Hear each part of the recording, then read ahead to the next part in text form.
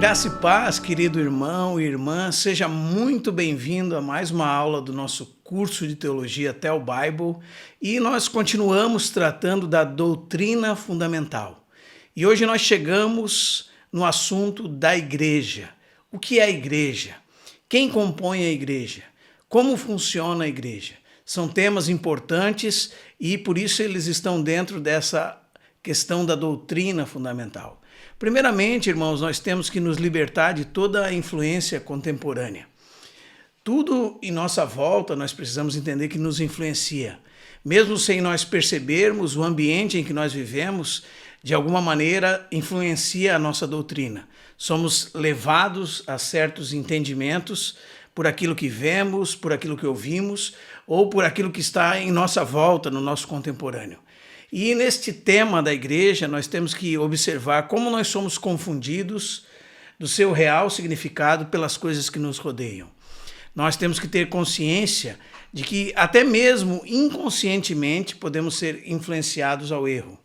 Além de o erro propriamente dito de definir a igreja como aquilo que ela não é, também nós podemos cair no erro de ser ambíguos quanto ao significado da igreja. E hoje em dia é comum nós ouvirmos os irmãos dizerem que tanto um lugar onde se reúne a igreja, como também os irmãos. Eles dizem, a igreja são os irmãos, mas ao mesmo tempo também dizem, nós vamos à igreja no domingo, nós esquecemos o guarda-chuva na igreja, onde nós vamos estacionar na igreja se o estacionamento está cheio, ou a igreja está no endereço tal, número tal. Pior do que não ter a mínima ideia do que é a igreja é ter esse pensamento ambíguo. Então, por causa dessa influência externa, irmãos, seria bom agora nós nos esquecermos de tudo que nos rodeia, de tudo que nós já ouvimos e nos voltarmos para as Escrituras e vermos o real significado dessa palavra, como ela foi usada pelos apóstolos, como ela foi usada pelo Senhor Jesus, como ela foi usada no contexto bíblico, para podermos ter uma ideia concreta e clara sobre a igreja. Além disso, eu gostaria de pedir ao Senhor, junto com os irmãos, que o Senhor abra os nossos olhos espirituais, para que nós possamos verdadeiramente ver que isso é um tema elevado, que está muito acima de nós e que precisa acontecer conosco o que aconteceu com Paulo na estrada de Damasco, uma verdadeira revelação do que é a igreja. Então, podemos começar com o significado do termo igreja. A palavra igreja é uma transliteração do vocábulo grego eclésia. Essa palavra grega tem duas raízes, que significa para fora de, e eclésia, que significa chamado ou ser chamado. Juntando esses dois significados, nós percebemos que o termo igreja significa chamados para fora de. Estamos falando então do significado dessa palavra de um modo geral, e depois nós vamos ver ela aplicada para os primeiros cristãos. Essa palavra já era usada na época dos apóstolos para um ajuntamento de pessoas, ou seja, era usada para definir pessoas que estão reunidas no mesmo lugar. No Novo Testamento ela é usada, por exemplo, em Atos, capítulo 19, do verso 23 ao 41, quando aquele artífice reúne com um grupo de artífices e causa uma grande confusão na cidade de Éfeso, se levantando contra os apóstolos e contra os irmãos que estavam reunidos. E diz que se formou uma grande quantidade de pessoas unidas. A palavra ali, muitas vezes, que foi usada é a palavra igreja, relacionando-se ao ajuntamento de pessoas. Por exemplo, no verso 32 ela é usada, no verso 39 ela é usada e no verso 41 também ela é usada, quando disse que se desfez a assembleia. Essas pessoas, se nós pegarmos por definição o termo, foram chamadas para estarem juntas, foram chamadas de um lugar para se reunirem em outro, para se encontrarem juntas. Elas foram chamadas para fora de onde elas estavam para juntar-se juntamente com outros. Elas podiam estar em casa, então foram chamadas para uma reunião pública, que também é traduzida nas Escrituras como assembleia. Esse é o termo usado no Novo Testamento para descrever igreja. o termo igreja, assembleia, reunião. Mas o que esse termo significa para os cristãos? Deus sempre faz uso, irmãos, da nossa linguagem para expressar essas verdades eternas. E ele fez uso desse termo para identificar os seus filhos. Ele tem chamado os seus e ele os tem chamado para ele. Eles têm chamado os seus para fora do mundo, para se reunirem em torno dele. E surge a pergunta: de onde são chamados? De onde eles vêm? Eles são chamados, segundo o texto, para fora do mundo. Então, nós vamos separar essa questão do termo igreja relacionado aos cristãos em 4 aspectos distintos. Primeiro, aquele que chama eles. Segundo, aqueles que são chamados, que são os cristãos. Terceiro, o seu próprio chamamento. E depois, de onde foram chamados e para onde foram chamados. Então, como eu disse, surge a pergunta: de onde eles são chamados? De onde eles vêm? Eles são chamados para fora do mundo. Jesus disse aos seus discípulos assim: vós não sois do mundo. No capítulo 15, verso 18, aquele capítulo da videira verdadeira. Neste processo, irmãos, então nós temos algumas coisas envolvidas, como eu disse. Temos aquele que chama, temos aqueles que foram chamados, temos o chamamento e temos de onde eles foram chamados e para onde eles foram chamados. Perceba que tudo está relacionado com o termo igreja. Sempre esse termo se refere, então, a pessoas e nunca a objetos inanimados como templos de tijolos, catedrais, grandes e suntuosas construções ou coisas parecidas. Nunca o termo igreja nas Escrituras estava relacionado a um lugar físico ou a um objeto ou a um templo de tijolos ou catedrais.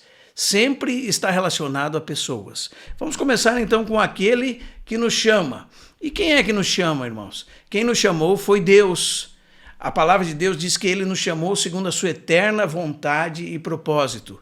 Quando Deus nos chama, ou quando Deus chama, as coisas vêm à existência. As coisas existem e são criadas. Isso já nos é revelado no capítulo 1 de Gênesis 6 vezes, através da expressão Deus disse. E disse Deus, haja luz, e houve luz. A palavra de Deus, irmãos, é a sua vontade em ação. Deus desejou e planejou e assim se fez, como diz Apocalipse 4:11. Então Deus planejou ter para si um povo e assim se fez. E esse povo foi chamado pela sua palavra. E assim eles saíram da onde estavam para estar congregados em torno de Deus, em torno do seu Filho Jesus Cristo.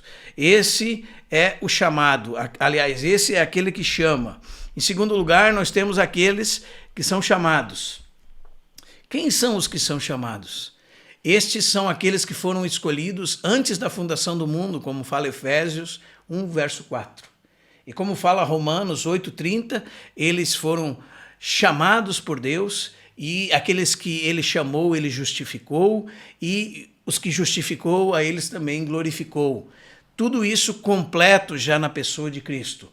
Esses chamados são os vasos de misericórdia que para a glória ele preparou de antemão, os quais somos nós. Ele nos chamou. Nós somos os alvos do chamamento de Deus. Além disso, irmãos, nós temos o chamado de Deus. E isso tem 2 aspectos, pelo menos. Fala do meio pelo qual nós fomos chamados e para o que nós fomos chamados. O meio pelo qual nós fomos chamados é o Evangelho, a boa notícia de Deus. Como diz Efésios 1,14, a palavra da verdade. Ele é o Evangelho da nossa salvação. Foi através dele que Deus nos chamou. E de que fala este Evangelho, irmãos? Esse Evangelho diz respeito a Cristo, sua pessoa e sua obra, como fala Romanos 1:3. O Evangelho é a boa notícia que Deus enviou seu Filho ao mundo para nos salvar, como fala João 3,17. E que ele morreu pelos nossos pecados e nos ressuscitou para a nossa justificação, como fala Romanos 4:25 e também 2 Coríntios 15:1-4. Esse é o único nome, irmãos, dado entre os homens pelo qual os homens podem ser salvos, como fala Atos capítulo 4, verso 12. Ele está vivo, este Jesus, e voltará para que este povo esteja sempre com ele, como diz 1 Tessalonicenses 4,17. Foi por esse meio que nós fomos chamados, pela boa nova do Filho de Deus, o nosso Senhor Jesus Cristo. E nós, segundo as Escrituras, fomos chamados para uma santa vocação. Quando se pergunta qual é a sua vocação, nós podemos ouvir, eu sou advogado, eu sou um engenheiro, ou eu sou o cozinheiro. E essa ideia está associada às atividades que nós exercemos, o objetivo de nossa vida, ou para o que nós estamos aqui. Qual é o objetivo, então, irmãos, do chamamento celestial? Sem dúvida, como a palavra de Deus nos diz, é nos tornarmos participantes de Cristo, como está em Hebreus 3,14. É fazer-nos semelhantes a Cristo e para que expressemos a Cristo, como está em Romanos 8,29. Cada um na proporção do dom de Cristo que recebeu. Romanos 12,3 e também Efésios 4,7. Para que no fim Cristo seja tudo em todos, ou como diz Efésios 1,10, que na dispensação da plenitude dos tempos, Deus torne a congregar em Cristo todas as coisas, tanto as do céu como as da terra.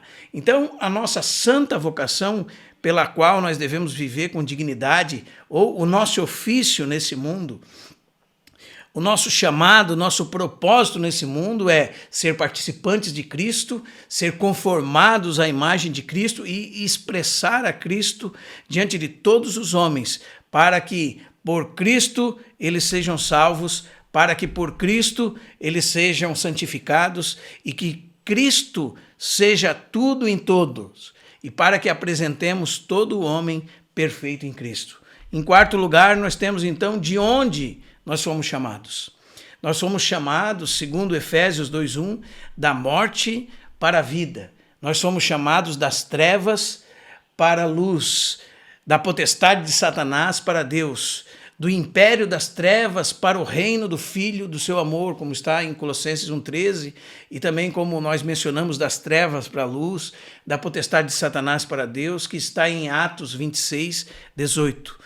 Então nós podemos concluir, irmãos, que a igreja, no sentido dado a esta palavra, no contexto cristão, é a reunião daqueles que foram chamados por Deus, chamados do alto, através do seu Filho Jesus Cristo para fora do mundo. Então lembre, aqui nós nos ocupamos com aquele que nos chama, aqueles que foram chamados, o meio pelo qual nós fomos chamados e de onde nós fomos chamados e para onde nós fomos chamados. Então nós podemos concluir que a reunião, a igreja é a reunião dos que foram chamados por Deus, chamados do alto através do seu Filho para fora do mundo. Mas, seguindo adiante, então, qual a natureza da igreja? E, em primeiro lugar, irmãos, nós vamos ver que a igreja tem uma natureza celestial. Entender que, quando se fala da igreja, nós estamos falando de coisas celestes, é fundamental. A igreja, irmãos, veja os textos, foi abençoada com toda sorte de bênção espiritual nas regiões celestiais em Cristo, Efésios 1:3. A igreja é aquela que foi ressuscitada e assentou-se nos lugares celestiais com Cristo, Efésios 2:6. E o texto de Efésios 3:10 diz que pela igreja a multiforme sabedoria de Deus é conhecida dos principados e potestades nos lugares celestiais. Quando chegamos em Efésios 6:17, nós vemos que a nossa luta não é contra o sangue e a carne, e sim contra os principados e potestades, contra os dominadores deste mundo tenebroso, contra as forças espirituais do mal nas regiões celestes. E no livro de Apocalipse, há um candeeiro na presença de Cristo que representa cada uma das igrejas na terra, como está em Apocalipse 1:12, Apocalipse 1:13 e também Apocalipse 1:20. Então, irmãos, veja que o assunto da igreja é um assunto celestial. Todos esses textos nos revelam que quando se fala da igreja, estamos tratando de algo celestial, da união mística do seu corpo com a cabeça, que é Cristo.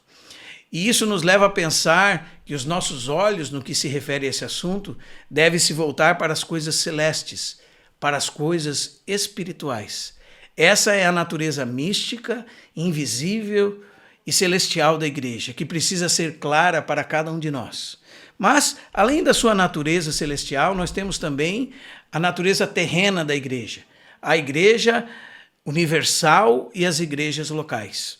Como todas as coisas que surgem do mundo espiritual, assim também é com a igreja de Deus. A igreja invisível tem a sua expressão visível. E nós podemos dividir essa expressão visível em dois aspectos. O primeiro deles é a igreja universal, como está em Mateus capítulo 16, verso 18, Efésios 1, 22, Colossenses 1, 18. A igreja universal é composta por todos os filhos de Deus em todo o mundo. Ou seja, ela é a totalidade dos filhos de Deus espalhados por toda a terra habitada, em todos os países do mundo. Mas não somente isso, irmãos. A igreja universal é composta por todos os filhos de Deus, de todas as épocas, de todas as eras, os vivos e os mortos no que concerne aos seus corpos físicos, aqueles que, dentre os salvos, de todos os lugares e de todas as épocas que já dormiram no Senhor, também fazem parte dessa igreja.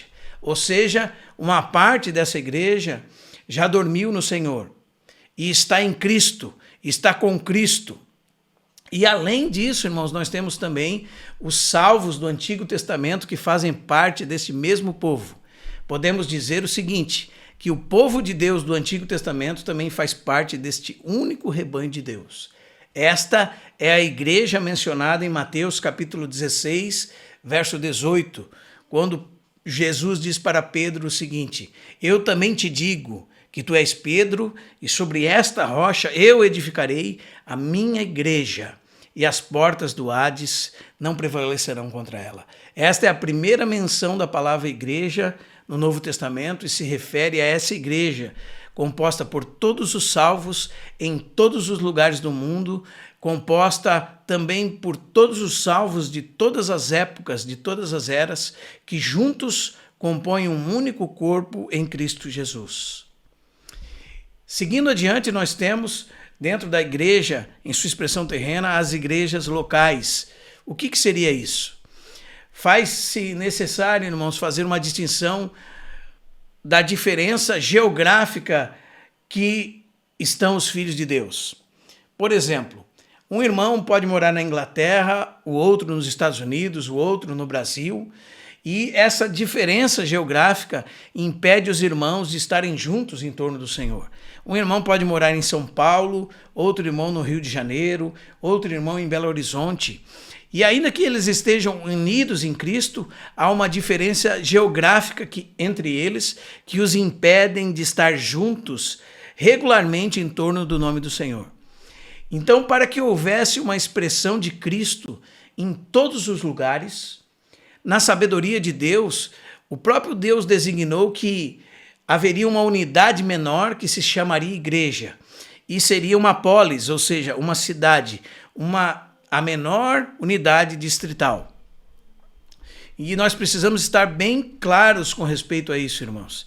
Nesta realidade da igreja local, nós temos essa divisão nas Escrituras.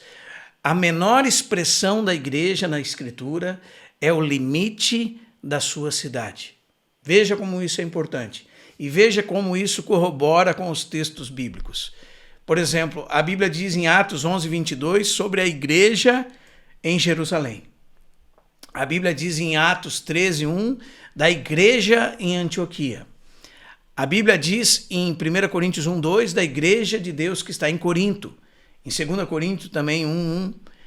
Também a Bíblia diz sobre a igreja em Éfeso, em Esmirna e Pérgamo, por exemplo, em Apocalipse 2, 1, Apocalipse 2, 8, Apocalipse 2, 12, Apocalipse 2, 18.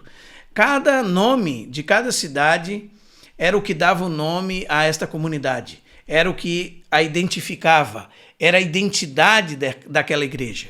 Por exemplo, Paulo fala que escreve aos irmãos que estão em Filipos, aos irmãos que estão em Roma, aos irmãos que estão em Corinto, aos irmãos que estão em Colosso.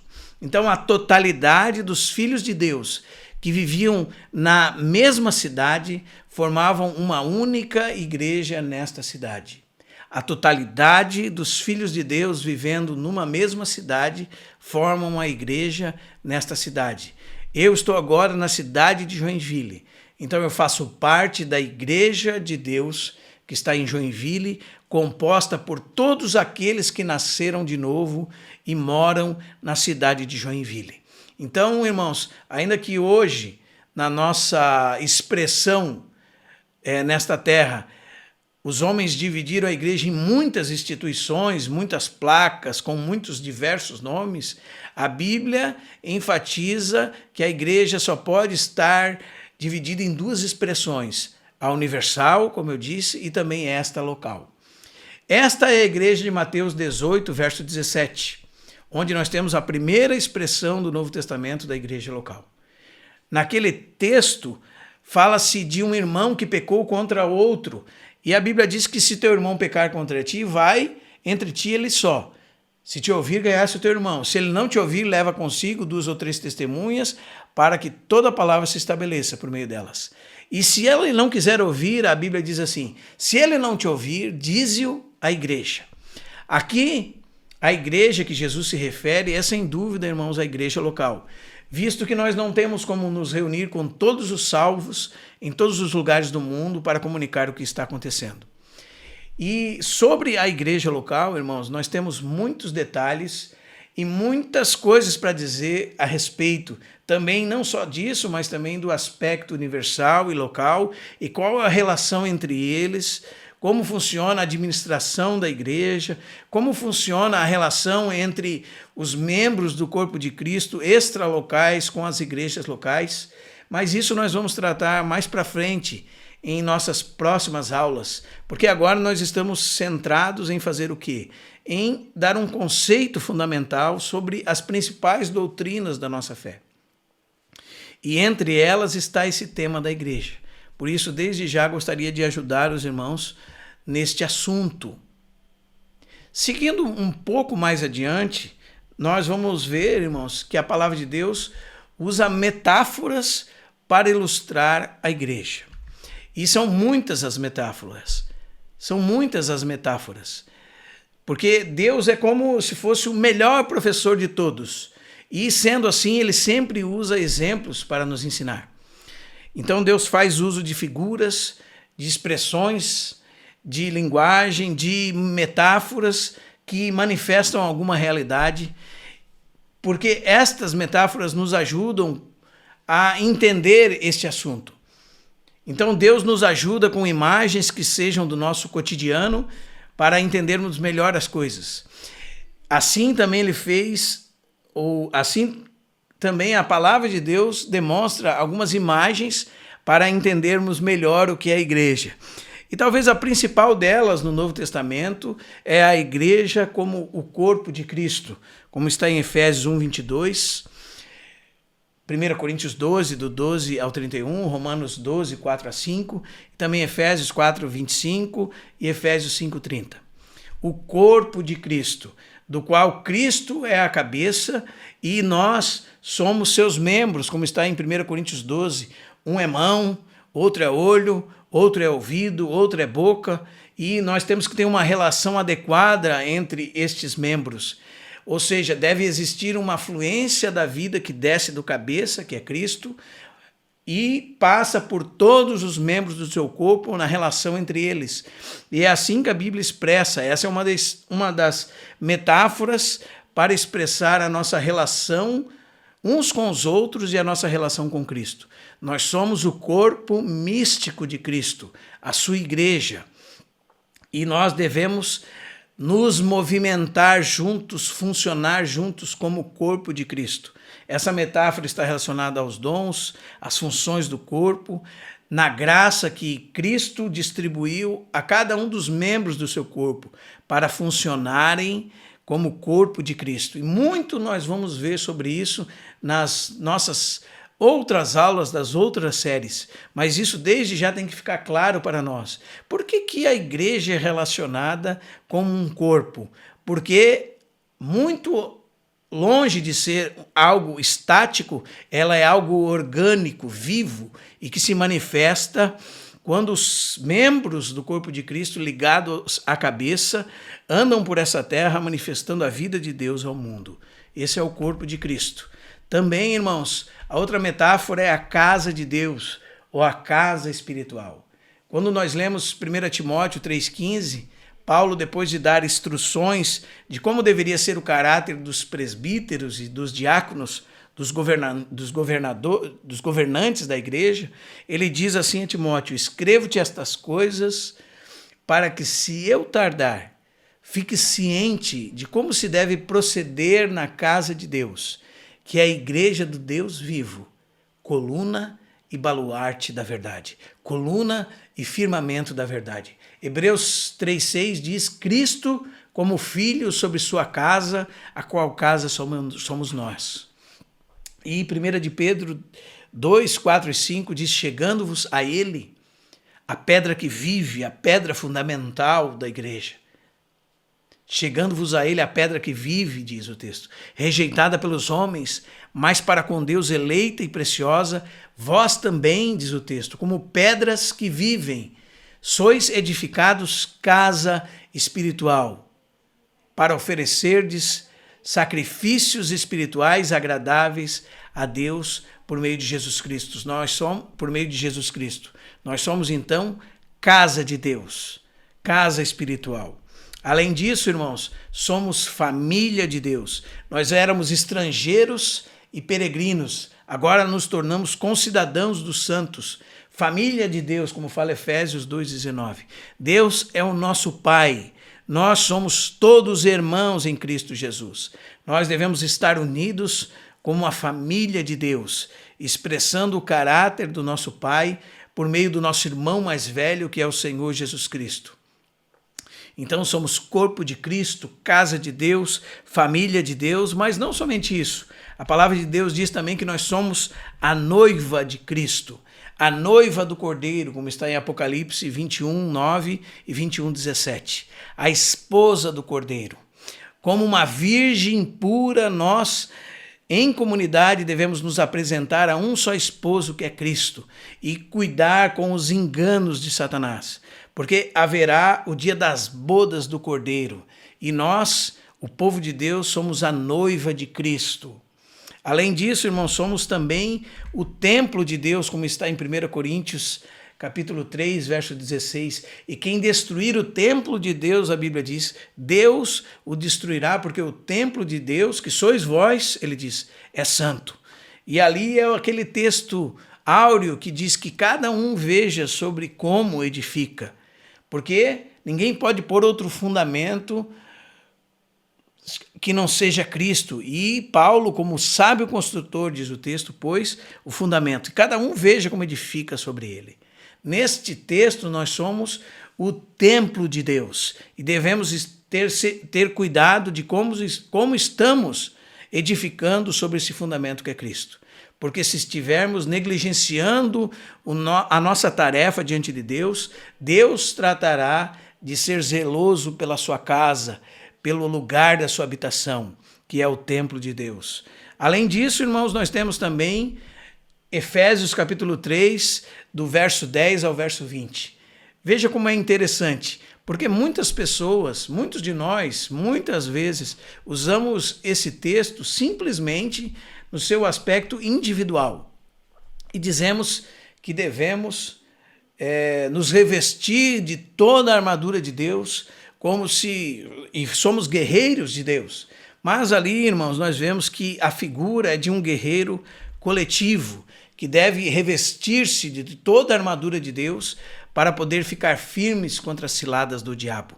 E que a luta que a igreja empreende como esse guerreiro coletivo está nas regiões celestiais. Então nós precisamos entender muito claramente, irmãos, que estas metáforas, elas estão aí para que nós entendamos, por meio de figuras, por meio de expressões, por meio de parábolas, o que é a realidade da igreja de Deus, que é o corpo de Cristo, que é a casa de Deus, que é a família de Deus, que é a noiva de Deus, que é o templo de Deus e que é um guerreiro coletivo.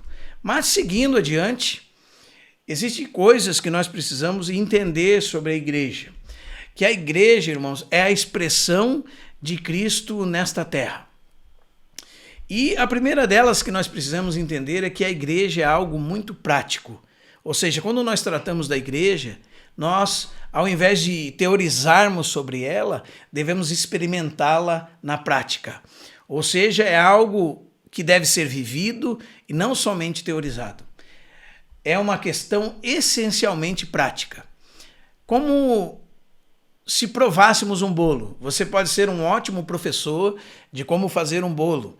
Você pode explicar como é o preparo desse bolo. Você pode explicar como deve se saborear esse bolo. Porém, você pode nunca ter experimentado esse bolo. Ou, mudando de exemplo, você pode dizer que conhece a rainha da Inglaterra, porque você estudou sobre ela, onde ela nasceu, o que ela estudou, quanto tempo ela viveu, mas sem nunca ter conhecido a rainha da Inglaterra pessoalmente. Então, no que concerne à igreja, teorizar não funciona. Essencialmente não funciona. Nós devemos viver, nós devemos provar, nós devemos experimentar da vida da igreja. Então estaremos aptos para ensinar sobre ela. É algo que verdadeiramente precisa se ver em realidade prática. Seguindo adiante, nós podemos dizer que a questão da igreja é uma questão espiritual. E eu gostaria de chamar a atenção dos irmãos para essa necessidade, irmãos. Que tenhamos visão espiritual. Que tenhamos revelação. Da mesma forma que Deus revelou a Cristo a Pedro, também Cristo disse que tinha algo para mostrar para Pedro e mostra para Pedro a realidade da igreja. É necessário, irmãos, principalmente nos dias de tanta confusão que nós temos, que haja uma revelação genuína da parte de Deus, que nos traz certeza, que nos traz convicção interior, que nos traz uma realidade que governa toda a nossa vida. A mesma visão que Paulo teve no caminho de Damasco. E essa visão governou ele por toda a sua vida. Quando ele estava diante de um rei, ele diz ao rei Agripa o seguinte: Rei Agripa, eu não fui desobediente à visão celestial. Então Paulo, no capítulo 9 do livro de Atos, viu o Cristo de Deus dos céus e também viu o corpo de Cristo nessa terra, quando Jesus disse para ele: eu sou Jesus a quem tu persegues. Paulo poderia dizer para Jesus: mas eu não persegui o Senhor já está morto. E Jesus disse para ele: eu sou Jesus a quem tu persegues. Quando tu persegues, quando tu entra numa aldeia, numa casa e arrasta os meus filhos, os meus membros, os membros do meu corpo e os dá o teu voto para os matar, você está fazendo isso comigo. Quando você persegue um membro do meu corpo, você está me perseguindo. E foi isso que ele viu a cabeça entronizada no céu e viu os membros do corpo de Cristo nessa terra. E ele diz ao rei Agripa: Rei Agripa, eu não fui desobediente à visão celestial. Então, irmãos, a igreja é uma questão espiritual e que carece de revelação, como está também em Efésios capítulo 1, verso 17, na oração de Paulo aos Efésios, para que eles pudessem ser iluminados no seu entendimento, que eles tivessem espírito de sabedoria e de revelação. É uma questão espiritual. E além de espiritual, é uma questão também vital. Ou seja, a igreja é uma questão vital.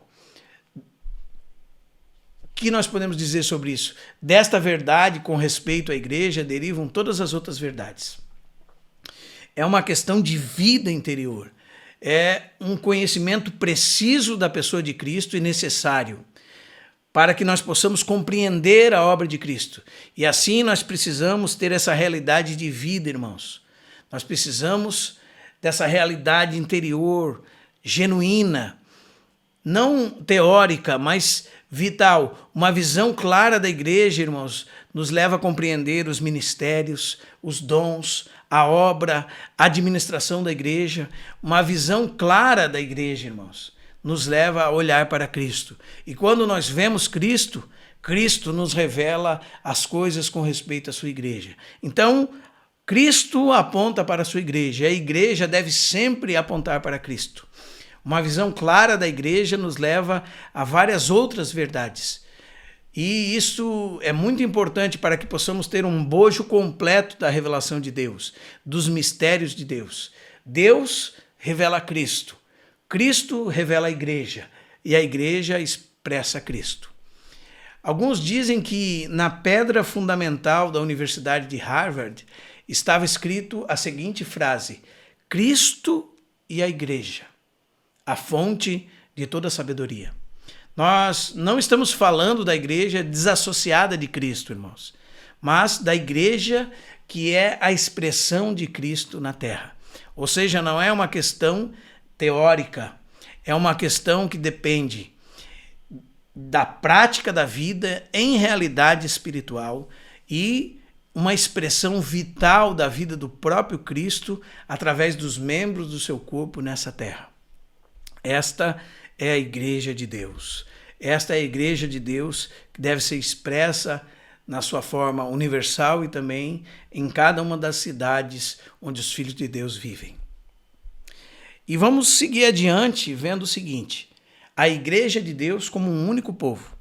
Isso é muito importante, porque em toda a história do mundo, irmãos, Deus tem chamado pessoas. E em todos os tempos, desde o primeiro homem que foi formado, Deus tem chamado a muitas pessoas. E para que Deus tem chamado essas pessoas? Se nós lermos os textos, nós vamos ver que Deus os tem chamado para a comunhão com Ele mesmo e para relacionar-se com Ele. Ele decidiu que o homem fosse participante com Ele no seu propósito.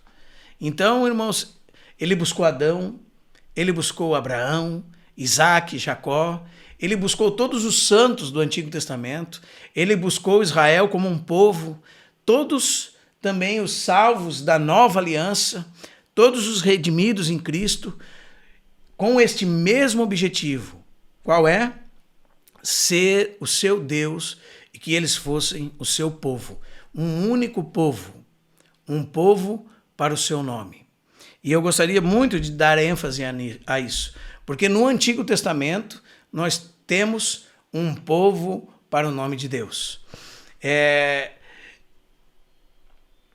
Se nós pudéssemos olhar para a mente de Deus, nós íamos ver que o propósito de Deus não era ter dois povos, a igreja e Israel, mas um único povo formado por todos aqueles que Ele chamou, tanto na antiga dispensação como na nova dispensação. Nós, às vezes, lemos alguns autores que dizem que Deus tem dois povos. Isso por causa, irmãos, um grande problema. Porque, por um lado, podemos cair em alguns extremos. Nós podemos rejeitar inteiramente o povo de Deus do Antigo Testamento, como se não fizessem parte do mesmo povo. E nós podemos dizer que a igreja substituiu a cada um deles. E muitas vezes ao longo da história, esse foi o motivo de perseguições aos judeus. Porém, por outro lado, nós podemos dar ênfase demasiada nos judeus e ignorarmos o povo de Deus da nova aliança, do Novo Testamento. Então, de um lado ou do outro, você terá confusão.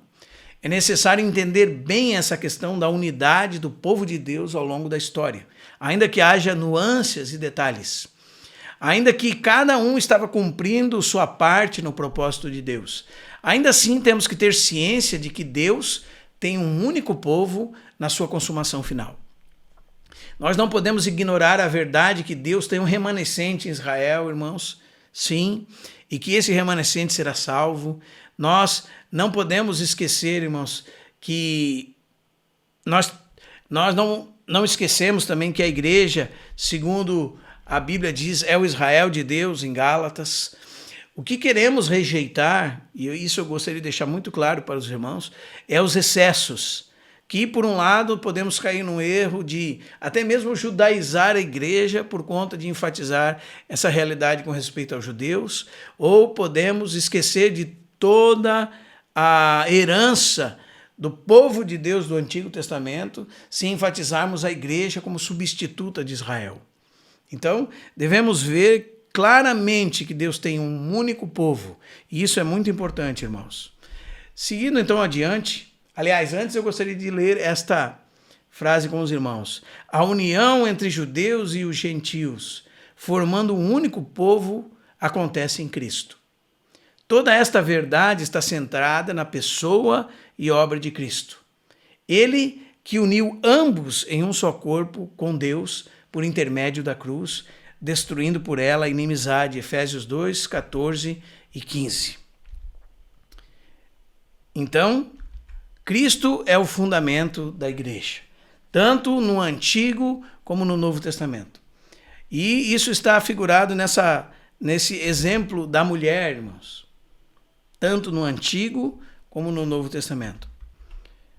Por exemplo, Isaías 51, 1 a 6. O final de Isaías diz o seguinte: porque o teu Criador é o teu marido, o Senhor dos exércitos é o seu nome, e o Santo de Israel é o teu Redentor. Ele é chamado Deus de toda a terra, porque o Senhor te chamou como a mulher desamparada e de espírito abatido, como a mulher da mocidade que fora repudiada, diz o teu Deus. Aqui temos Deus como marido do seu povo. Em Jeremias 3,14 diz: convertei-vos, ó filhos rebeldes, diz o Senhor, porque eu sou o vosso esposo, e vos tomarei um de cada cidade e 2 de cada família, e vos levarei a Sião. Esse texto mostra que esta mulher é formada pelos filhos de Deus, da antiga aliança e depois, como nós vamos ver, também da nova aliança. Todos os filhos de Deus formam esta mulher que Deus está se referindo. Também em Jeremias 31, 31 e 32, quando fala da nova aliança, fala também na linguagem de marido. E Oséias 2,19 também nos diz o seguinte: desposar-te-ei comigo para sempre, desposar-te-ei comigo em justiça, e em juízo, e em benignidade, e em misericórdias. Esta é a mesma linguagem do marido e da esposa, e o povo de Deus como esta mulher por toda a Bíblia. Quando nós chegamos no Novo Testamento, nós vemos isso também, por exemplo, em Mateus 9, quando alguns discípulos de João chegam até Jesus e perguntam: por que nós jejuamos, os fariseus, seus discípulos também, mas os teus discípulos não jejuam? E Jesus responde para eles assim: podem acaso estar tristes os convidados para o casamento, enquanto o noivo está com eles? Dias virão, contudo, em que lhes será tirado o noivo, e nesses dias hão de jejuar. Então, aqui temos já inserida a figura do noivo, pressupondo a sua noiva. E, mais claramente ainda, em João 3,29, quando João Batista diz aos seus discípulos o seguinte: quem tem a noiva é o noivo. O marido, o amigo do noivo que está presente e que o ouve, muito se regozija com a voz do noivo, pois esta alegria já se cumpriu em mim. João Batista dava testemunho de Jesus como Cordeiro de Deus, como Filho de Deus, como batizador com o Espírito Santo e também como um noivo. Eis o noivo. A igreja é a sua noiva, esta mulher descrita na Bíblia. E nós temos outros textos que mostram essa verdade também, como 2 Coríntios 11:3, Efésios 5:32, Apocalipse 21, 2 e 9. Então, a mulher na Bíblia abrange tanto Israel como a igreja, o povo de Deus, a quem Deus chama de esposa.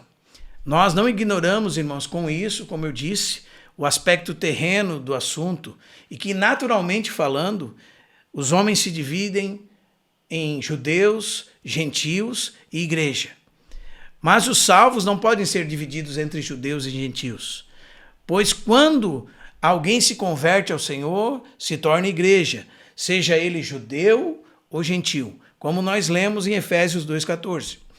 Também nós não ignoramos, irmãos, que há um propósito de Deus a ser cumprido com o povo de Israel ainda, como está descrito no mistério de Israel, nos capítulos 9, 10 e 11 de Romanos, onde fala da salvação reservada para aquele remanescente dos filhos de Israel, que serão salvos na segunda vinda de Cristo.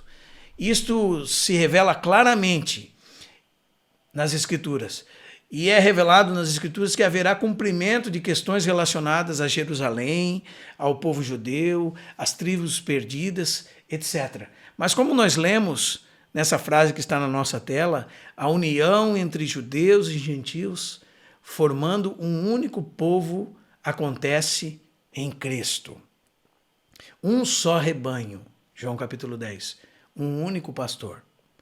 Toda esta verdade está sentada, onde, irmãos, na pessoa e na obra de Cristo. Ele que uniu ambos em um só corpo com Deus por intermédio da cruz, destruindo por ela a inimizade. Então, Cristo, ele é o noivo, sua noiva é a igreja. E a igreja é composta de judeus e gentios. É composta de todos os salvos do Antigo Testamento, juntamente com todos os salvos do Novo Testamento, juntamente com todos os salvos em toda a história da igreja. Ela é a noiva do Cordeiro. Ela é o povo de Deus representado na figura da mulher como esposa de um marido que é Cristo. Veja como isso é importante. E veja como o casamento é importante para prefigurar, para demonstrar esta verdade. Avançando adiante, irmãos, vamos ver então o fato de que Cristo é o fundamento da igreja. Nós sabemos que em Cristo, irmãos, se cumpre todas as coisas que na antiga aliança eram como sombras e figuras. As festas se cumprem nele, toda a tipologia, tudo apontava para ele, como sendo o ápice da revelação de Deus. Ele é a essência de tudo que é espiritual. E esse Cristo veio buscar um povo para si. Ele chegou a esta terra e se encarnou, como diz o texto, na plenitude dos tempos, Gálatas 4:4. Ele veio buscar e salvar o que em Adão havia se perdido, como está em Lucas 19:10 e Marcos 10:6. Agora, quem são esses que Jesus veio buscar, que fazem parte do seu corpo, que fazem parte da sua casa, da qual ele é o fundamento? São os comprados de toda língua, tribo, povo e nação, como fala Apocalipse 5:9. E qual é o preço que ele pagou por este povo? Isso também é muito importante, que nós devemos sempre, aliás, lembrar. Ele deu a sua própria vida, ele verteu o seu sangue e comprou eles para si. Sua vida foi dada na morte e esta foi o preço por cada um deles, como está em 1 de Pedro 1:19, Atos 20:28, Apocalipse 1:5. Ele nos comprou com seu próprio sangue. Ele comprou homens de todas as tribos, povos, línguas e nações. Ele os comprou para ele. Ele os redimiu, ele os justificou, ele os reconciliou consigo mesmo, eles receberam nova vida e agora juntos formam este povo de Deus. E diz o texto que é um povo exclusivamente dele, unidos em Cristo Jesus. Ele preparou para si um povo exclusivamente seu, zeloso de boas obras, como diz Tito 3, Tito capítulo 3, verso 13 e 14, também Atos 15:14. Isso nos mostra que a base para entrar no corpo de Cristo é o próprio Cristo. Ele é o fundamento, como eu disse. Para sermos inseridos, se usarmos a figura do corpo, num só corpo, com todos os santos da antiga aliança, formando um único povo para Deus, nós fomos inseridos na base da obra de Cristo. Nós somos povo por Deus constituído. E esse povo é formado de todos aqueles que receberam a Cristo. E alguns irmãos podem perguntar, mas como os santos da antiga aliança receberam a Cristo? Bom, eles olhavam para aquele que viria e confiaram toda a sua vida na promessa daquele que viria. Nós olhamos para trás para aquele que já veio. Então, Então, enquanto eles olhavam para frente e depositavam a sua confiança na promessa de Deus, que em Cristo Jesus seriam benditos, nós olhamos para trás e provamos também que em Cristo nós fomos redimidos. Pelo sangue de Cristo fomos comprados. Por Cristo fomos reconciliados. Fomos justificados por Cristo. Recebemos a vida de Cristo e agora nos tornamos povo de Deus, constituídos daqueles que receberam a Cristo, o Filho de Deus, como seu Salvador. Porque não há nenhum outro nome dado entre os homens pelo qual podemos ser salvos. Então, Cristo, irmãos, é o fundamento da igreja. Ele é a pedra fundamental da igreja. Na antiguidade, quando se desejava fazer um edifício, os homens cavavam até encontrar uma rocha sobre a qual lançavam os alicerces. Quando nós lemos Mateus 16, que já mencionamos, Jesus diz a Pedro que ele é esta rocha. Essa rocha é ele mesmo, e diz que sobre essa rocha ele edificaria a sua igreja, e as portas do Hades não prevaleceriam contra ela. Então, Cristo é a base da igreja, ele é o fundamento da igreja, e a igreja está sendo edificada sobre o fundamento que é a revelação de Jesus Cristo. Ele é a rocha da igreja, como está em Mateus 7, 24 a 27, Mateus 16, 18, Mateus 27, 51 e 60, Lucas 6, 46, 1 Coríntios 10, 4. Cristo, a pedra fundamental da igreja. Mas não somente isso, ele também é a pedra angular, ou a pedra de esquina. A pedra que sustenta as paredes unidas. A pedra angular de uma construção, além de fazer parte dos alicerces, é também a pedra que sustenta a superestrutura. Ou seja, aqui finaliza a sua forma, porque ela é colocada no canto, formando a junção entre duas paredes primárias e determina a disposição das paredes e de toda a armação. É aquela pedra de ângulo que junta esta parede com esta parede. Cristo é essa pedra. Esta pedra sustenta e une a estrutura de uma construção.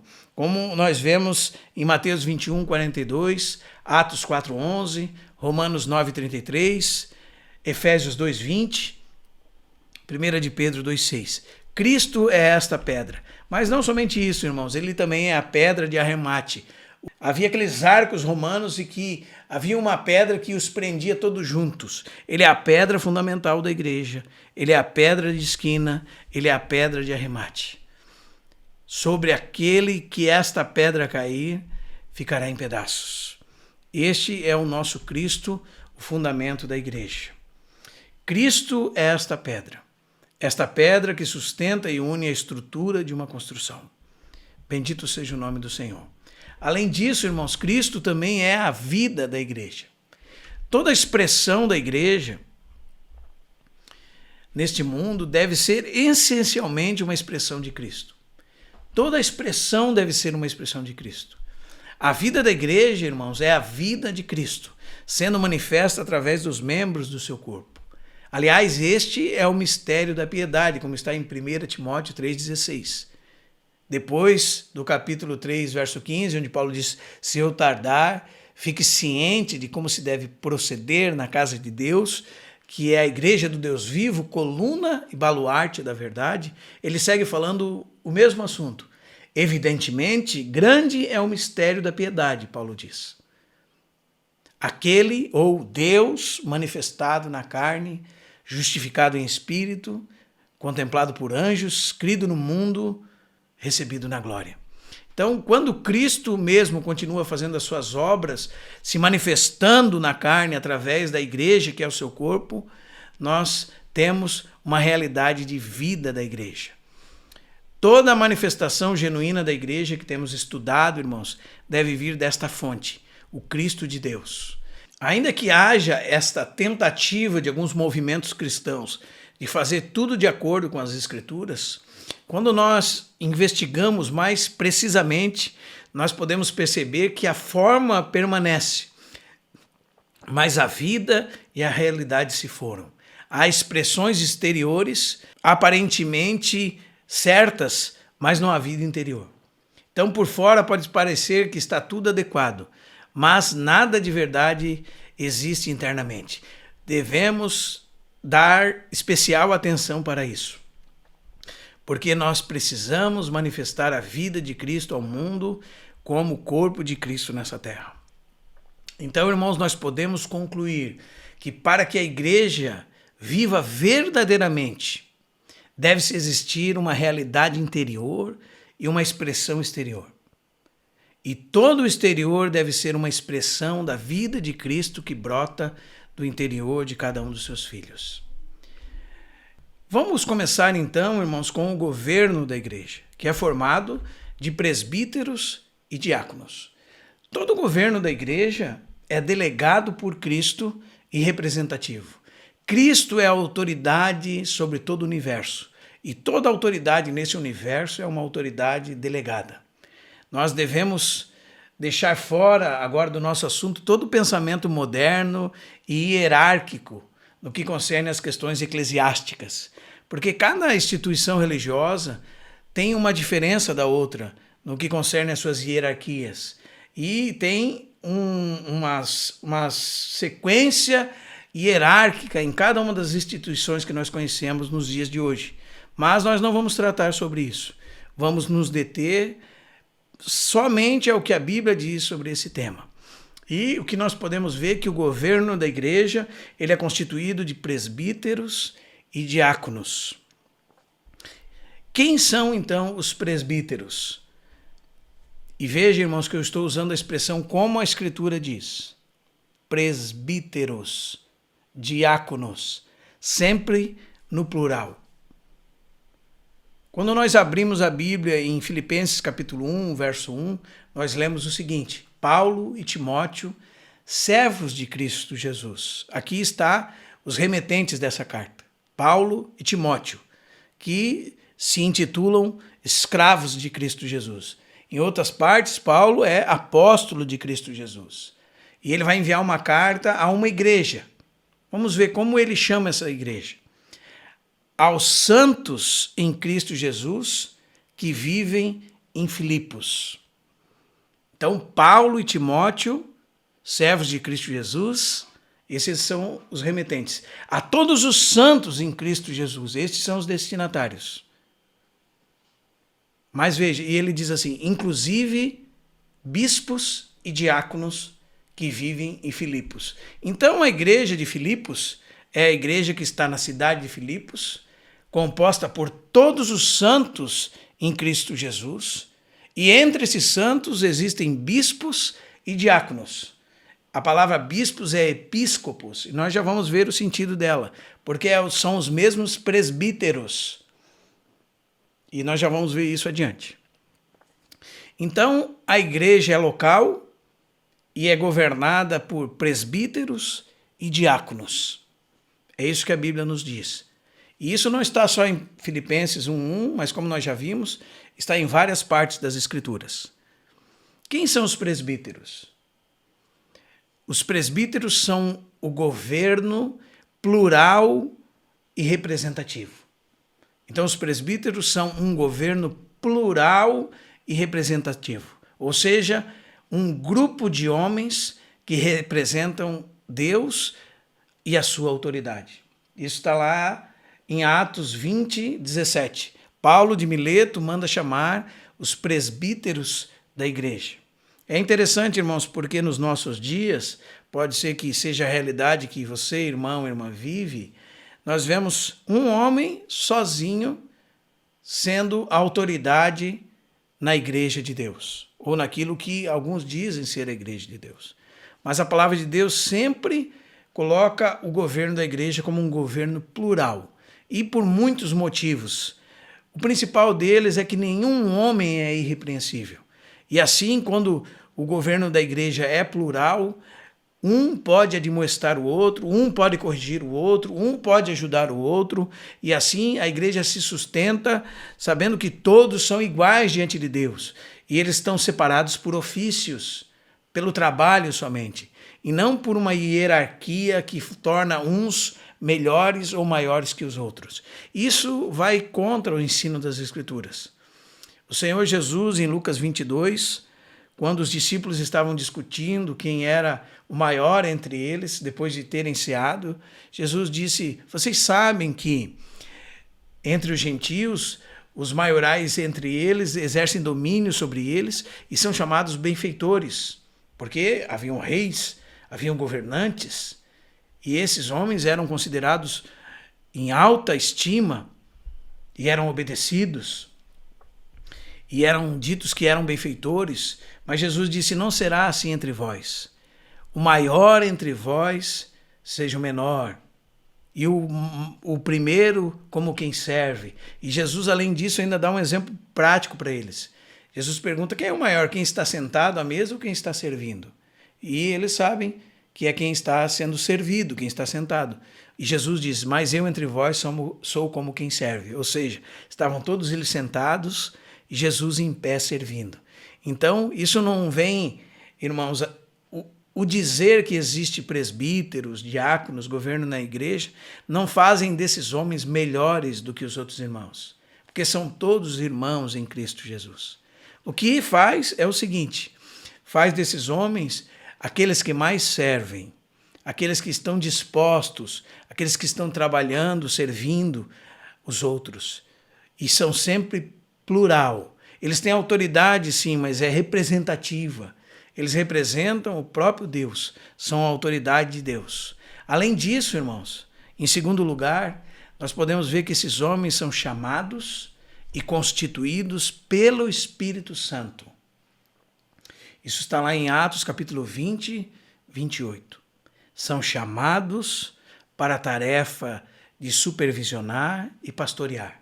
Em Atos 20, 28, você tem a palavra presbíteros, episcopos, que é bispo, em português, e o verbo pastorear, da onde vem também da mesma raiz da palavra pastor. Então, e você vê essas três palavras sendo aplicadas ao mesmo grupo de homens.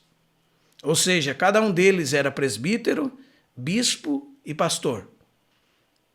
O texto diz o seguinte: cuidai de vós mesmos e de todo o rebanho de Deus, sob o qual o Espírito Santo vos constituiu bispos, para pastoreardes a igreja de Deus, a qual ele comprou com seu próprio sangue. Então, Paulo está se dirigindo aos presbíteros de Éfeso, está dizendo para eles que o Espírito Santo os constituiu bispos, para que eles fossem pastores do rebanho de Deus. Temos essas três palavras aplicadas ao mesmo grupo de homens. Então, recapitulando, em primeiro lugar, é um grupo plural e representativo. Em segundo lugar, esses homens são chamados e constituídos pelo Espírito Santo para a tarefa de supervisionar e pastorear a igreja. Seguindo adiante, então, em terceiro lugar, eles são reconhecidos pelos irmãos por causa do trabalho que realizam. Isso está lá em 1 Tessalonicenses 5,12. Lá diz: reconhecei, irmãos, os que trabalham entre vós e vos presidem no Senhor e vos admoestam, e os tenhais em máxima consideração por causa do trabalho que realizam. Então, eles são reconhecidos pelos irmãos por causa do seu trabalho.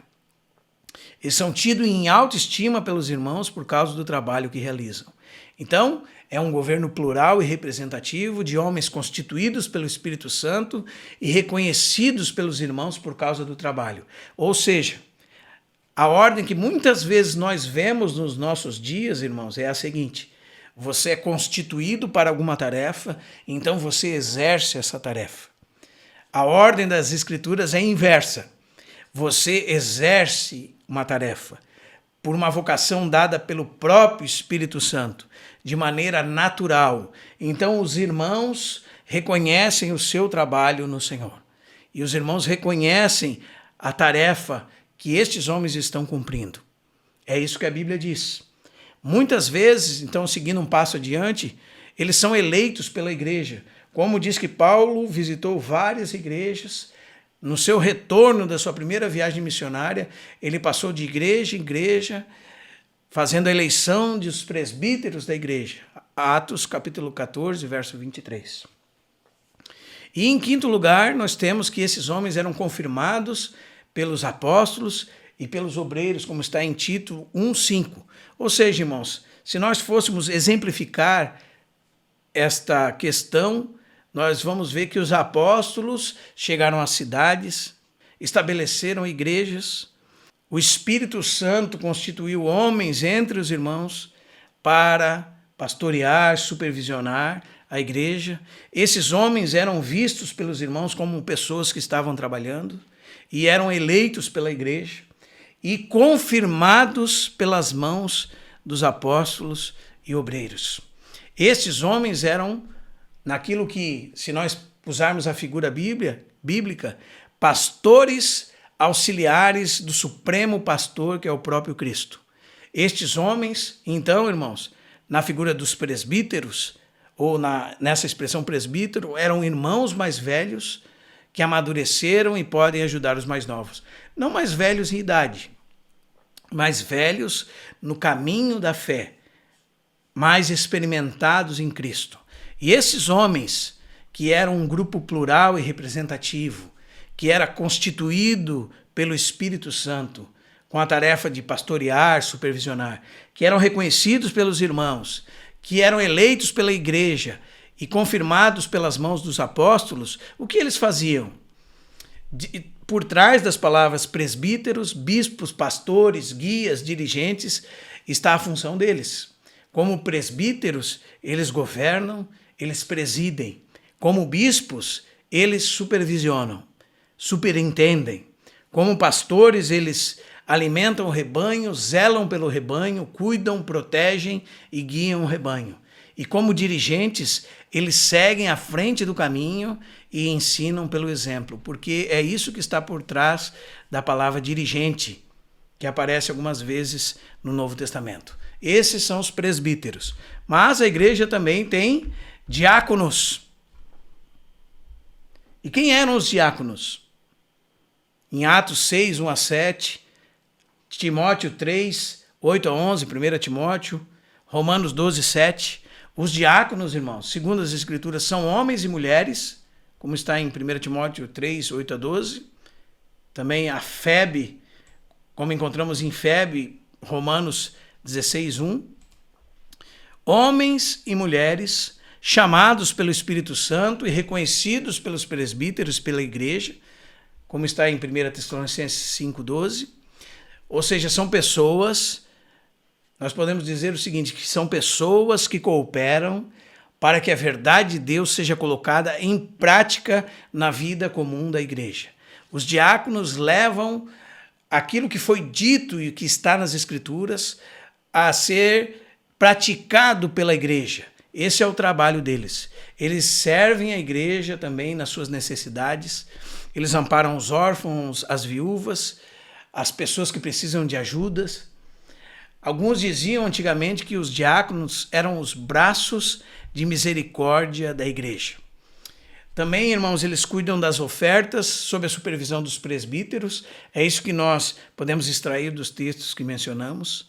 Eles veem as necessidades e levam a igreja a supri-las em Cristo Jesus, tornando-se exemplos para os irmãos. E nós temos as características que devem ter esses homens lá em 1 Timóteo capítulo 3, a partir do verso 8.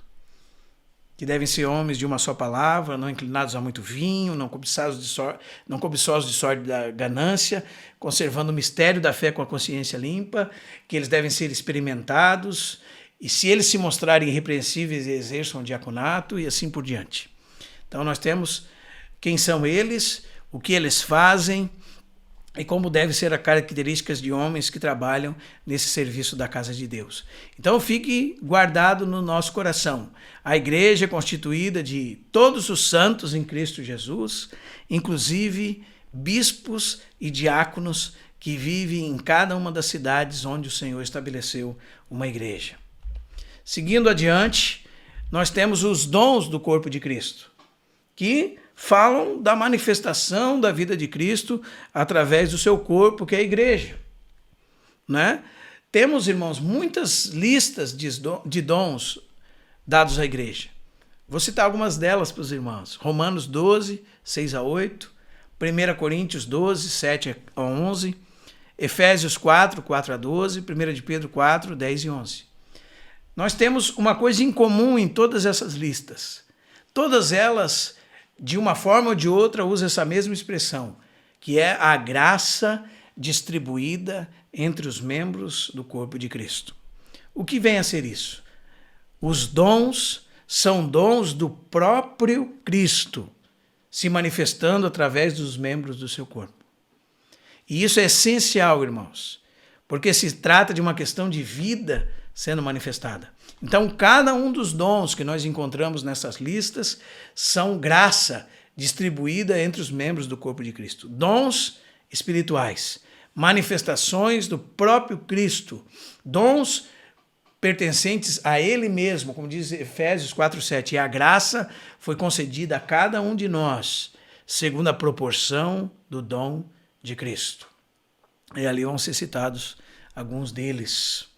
Avançando um pouco mais, nós podemos dizer também, para acrescentar esse tema, todo o serviço da igreja é simplesmente uma expressão do próprio Cristo através dos seus membros. E por que eu acrescentei isso?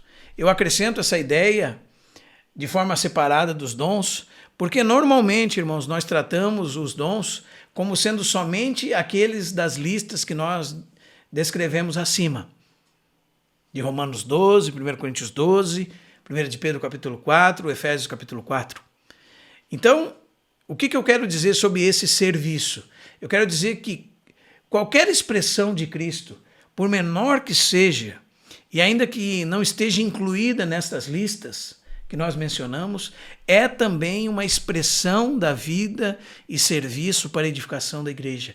Pense a forma mais simples. Pense você cuidar de alguém que precisa de auxílio, de você lavar os pés de alguém, de você cuidar de um enfermo, de você lavar o banheiro de algum lugar, de você arrumar a casa de algum irmão ou irmã, de você gravar as mensagens que são pregadas aos domingos. Todas essas expressões devem ser manifestações da vida de Cristo para a edificação do corpo de Cristo, do auxílio mútuo entre os membros do corpo, da terapia que acontece na comunhão da igreja, na manifestação de Cristo entre os seus membros, nos mínimos atos que ocorrem de uns para com os outros, cuidando uns dos outros, ajudando uns aos outros, sorrindo com os que sorriem, chorando com os que choram, compartilhando das necessidades uns dos outros. Todas essas coisas são manifestações de Cristo entre os membros do corpo de Cristo. Por que eu digo isso, irmãos? Porque muitos cristãos, até hoje, não sabem o seu papel no corpo de Cristo, porque ficam procurando entre as suas aptidões alguns dos dons descritos nas listas de dons que nós conhecemos. E eles não têm uma visão clara da igreja. E pensam que só seriam úteis se tivessem um daqueles dons, se profetizassem, se ensinassem, se tivessem dons de milagres. Porém, o serviço da casa de Deus tem uma variedade muito maior. É um serviço precioso que se manifesta em cada expressão de vida, quando Cristo está servindo por nosso intermédio. Como diz Paulo em Romanos capítulo 15, não ousarei discorrer sobre coisa alguma, senão sobre aquelas que Cristo fez por meu intermédio. Cristo vivendo em nós. Todo o serviço da igreja é simplesmente uma expressão do próprio Cristo através dos seus membros. Depois, então, irmãos, concluindo agora, de estudarmos tudo o que vimos nessa matéria, o que nós podemos verificar? Salvo algumas similaridades, que o que a Bíblia diz sobre a igreja é bem diferente do que o conceito moderno nos diz. O que a Bíblia diz sobre a igreja, em muitos aspectos, está aquém do que as eclesiologias eclesiásticas nos dizem hoje. Ainda, irmãos, nós temos muito para dizer sobre esse tema da igreja, sobre, como eu mencionei acima, das relações da igreja local com os servidores da igreja que estão extralocalmente servindo o corpo de Cristo, até onde é o papel de cada um deles, qual é a relação entre eles, qual é o nível de autoridade entre eles e de comunhão. Nós temos muitas coisas para dizer sobre esse tema. Porém, o intuito dessa aula não era esgotar o tema, e sim tratar algumas questões essenciais envolvidas nele, sobre o que é a igreja, seus aspectos universais e locais, algumas coisas também sobre os seus aspectos locais, sobre o serviço na igreja, o funcionar da igreja, como tem que ser uma expressão de vida e de serviço no Senhor, através de Cristo sendo manifestado na carne, o grande mistério da piedade. Foi para isso que nós incluímos essa aula nessas questões de doutrina fundamental, para que desde já nós saibamos que a igreja é muito preciosa para o Senhor e ela tem suas características muito claras nas Escrituras. E ainda que haja muitas, como eu disse, eclesiologias eclesiásticas, mas a Bíblia deixa definido esse tema da igreja nas Escrituras. E nós precisamos retornar às Escrituras e ser fiéis às Escrituras, ainda que todas as coisas à nossa volta falem de alguma maneira diferente. Esta foi mais uma aula do nosso curso de teologia. Eu agradeço você, irmão e irmã, que ficou até aqui, e peço que, aos que puderem, orem por nós, e também os que puderem colocar os ombros junto conosco nesse serviço, contribuindo para que isso avance e alcance muitos irmãos. Entre em contato conosco, seja um participante dessa obra. Deus abençoe a sua vida, a paz seja contigo.